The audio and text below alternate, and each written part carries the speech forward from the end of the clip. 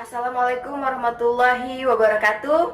Kembali lagi dengan saya, tutor pada mata kuliah Administrasi Pemerintahan Daerah.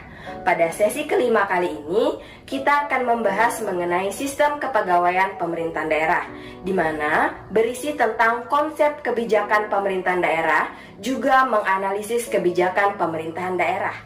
Secara khusus, rekan-rekan semua, kita akan membahas mengenai sistem kepegawaian pemerintahan daerah, status pegawai pusat dan daerah, sistem pembinaan dan pengembangan pegawai daerah, arti kebijakan pemerintahan daerah, yang terakhir pelaksanaan kebijakan dan serta evaluasi kebijakan pemerintah daerah.